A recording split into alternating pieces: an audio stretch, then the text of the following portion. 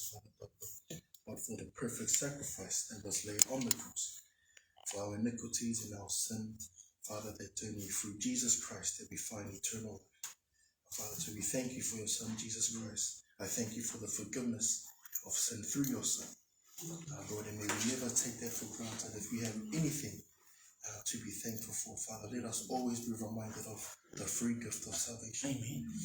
Father, so as we come around your word today and we hear from your truth, I pray, Lord, that the truth of your word will find the hearts a good place to settle in, Father. I pray, Lord, that the church will be equipped, even myself, that we will all be equipped, Lord, to walk out these truths in your word. Father, so we surrender the devotion to you, and we ask that you have your way in Jesus' name. Amen. Amen. But my little family, I trust that you guys are well. It's good to see you guys, and praise the Lord that we get to gather around this morning and the fellowship around the saints, especially around His word. So for this morning, we'll still continue on with our Psalm, Psalm 40. So we're looking at Psalm 40 this morning. So just a little bit of context and history of the Psalm. Again, the author is none other than King David. And again, we see David in the Psalm going to God, relying on God through prayer, worship, and trust.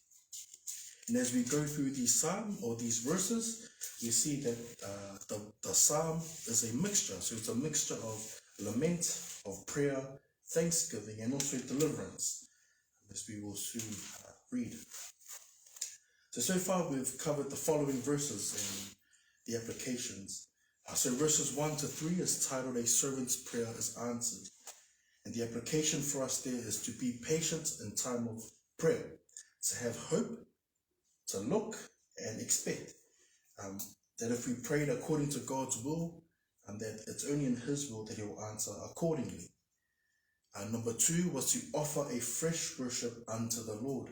We can do this by having a heart of thankfulness and a heart of gratitude. Verses 4 to 5 is titled A Servant's Trust.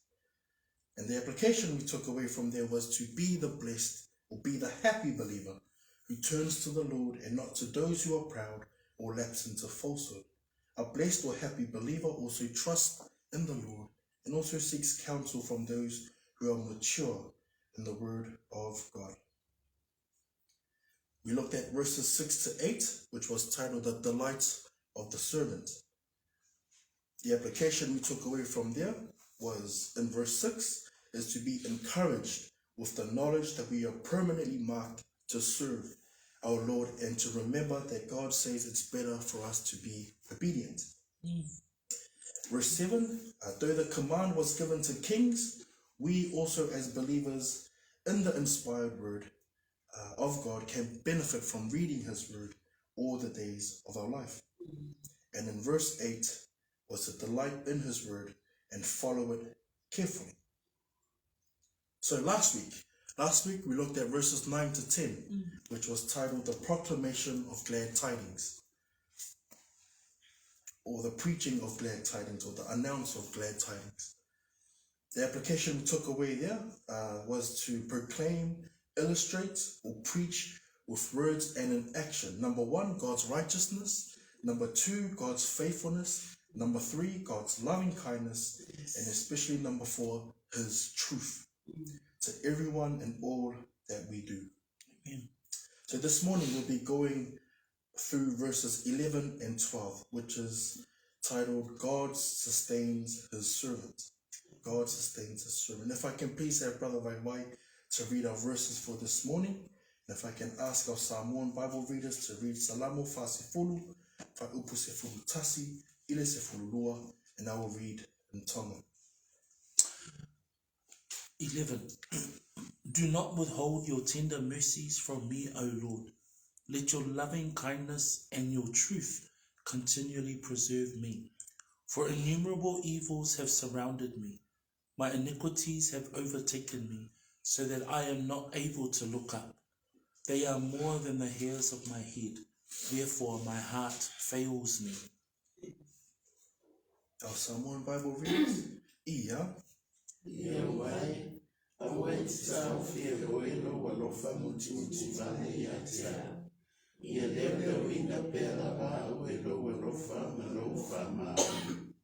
La wasi sisi omia wine leanga elema vaitaulia.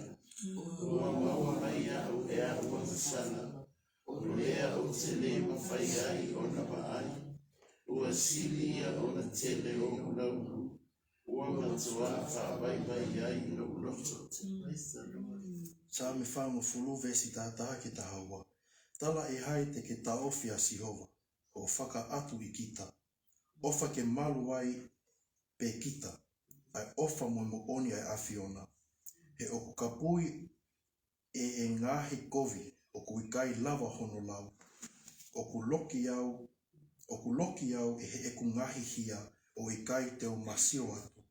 Oku hulu I hoku tu oni lau ulu hono lau. E kua mole hoku loto I a te au. We will look at verse 11 and just examine some stuff in verse 11 before we get into verse 12. So in verse 11, David continues to trust God for deliverance. David also highlights a few attributes about our Lord. He goes on to write in verse 11, O Lord, do not withhold your tender mercies and your loving kindness from me, and your truth will preserve me. Now, to help us sort of understand David's writing in verse 11, we look at a few keywords that I want to highlight for us today. Number 1, tender mercies. Number 2, loving kindness. And number 3, your truth, or God's truth.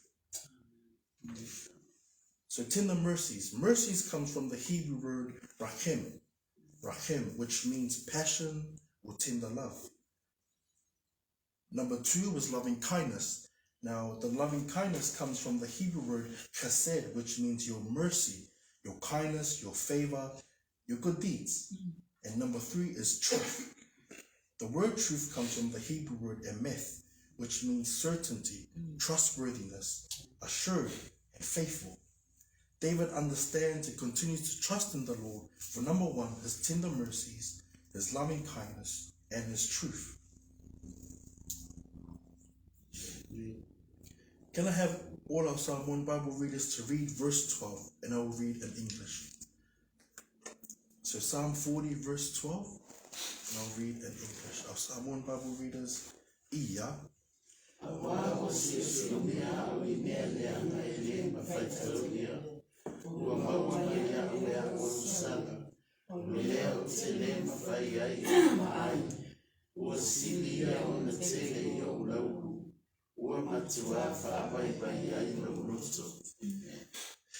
Verse 12 reads, For evils beyond number have surrounded me.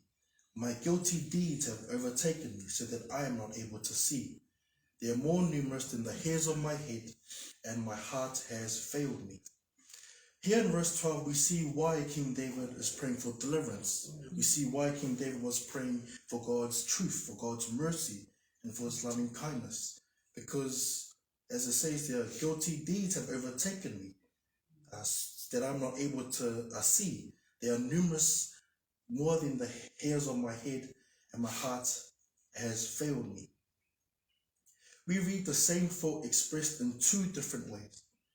Thought 1, or the first expression, is for evil beyond number have surrounded me. The second expression, iniquities has overtaken me. And the word that word evil comes from the Hebrew word ra, which means hurt, trouble, evil, or misery. So from the unpacking of the word evil, we get a glimpse of what David is talking about. Studies suggest that the psalmist might be going through persecution or searching his heart and being overwhelmed by his internal enemies, or the enemies that we have within. What David is talking about here is the enemy within him, that evil beyond number has surrounded him. David is hurt, David is troubled, but he's also in misery as well. And we are reading about David's internal conflicts, so what's happening within David at this time. If we can turn our Bibles to Psalm 38, verse 4. Salamu tolu valu fai upu e fa. Salamu tolu valu fai upu e fa. If I can have Brother Vai read Psalm 38 verse 4, and if I can have all our Samoan Bible readers to read Salamu Tolu Walu Fai Upu e Wha. For my iniquities have gone over my head. Like a heavy burden, they are too heavy for me. Our Samoan Bible readers, Ia. Awaho lama o sala inungoro. Epeo se apena mafa. Ua mafa tia inavao. In Psalm 38 verse 4, that we just read, David also writes a similar statement regarding his internal conflict. The context of Psalm 38 is found in 2 Samuel chapter 11, which is the time of David's life when he sinned with Bathsheba. Psalm 38 illustrates David's lamenting over his sin. This may also be what David has referenced in our verses this morning. Our verses this morning are probably David continuing to lament over his sin. David is overwhelmed by his sin that he writes that he cannot see. As mentioned before, the same thought is repeated in verse 12 using different words. David repeats his thoughts by writing, my iniquities, they are more numerous than the hairs of my head. Though David's heart failed him, he also understands that it's God's truth that will preserve him. As David continues to lament and to fight his eternal battle, we know that God's words are, number one, ascertained. Number two, they're trustworthy. Number three, they're assuring. And number four, that he is faithful to his word. In a way of application for us this morning, when we go through our inner battles, our doubts, misery, trouble with eternal conflict, and when it gets overwhelming, let us follow David's example and to go to God in prayer, understanding that it's tender mercies, loving kindness, and truth that sustains us. Amen. Truth in 1 Peter 5:7 reads like this: casting all your anxieties on him because he cares for you. Amen. When our hearts fail us, when our strengths fail us, and they will, may we remember that the Lord is our strength. So here's a couple of truths to help us sustain us in times of lamenting, in times of trouble, or when we get overwhelmed by guilt and iniquities. Psalm 61 verse 2, from the end of the earth will I cry unto thee, when my heart is overwhelmed, lead me to the rock that is higher than I. And in Psalm 73 verse 26, my flesh and my heart may fail, but God is the strength of my heart and my portion forever. Be encouraged, family, to know that it's God's truth that will sustain us, that it's God's word that will help us get us through even the most darkest times of our lives. And know that his word is faithful and that he would be faithful to his word.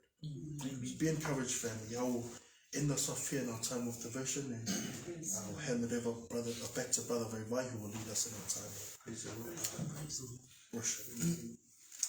Let us pray. Father, you continue to show yourself faithful to us, Lord. As your word says, Father, that even when we are faithless, that you are faithful, because you cannot deny who you are. So, Lord, we are thankful for your word that we have before us, that we get to be equipped, that we get to be trained in righteousness, that we get to be corrected, but also, Lord, that we get to be sanctified by your truth. Help us as hearers of your word, apply your word, Father, into our everyday lives, Lord. And again, help us walk in a manner that's worthy of the gospel, Lord. Father, I do pray that the truths of this morning, Father, will find itself in good soil. May they equip and continue to remind us of your truth. Lord, when we go through the times, the valleys, and even when we're in the mountains, Lord, let us continue to praise your name. Lord, so as we close this time of our devotion, Lord, and come into a time of worship, we honor and we glorify you, Father, for who you are. In Jesus' name we pray. Amen. Amen.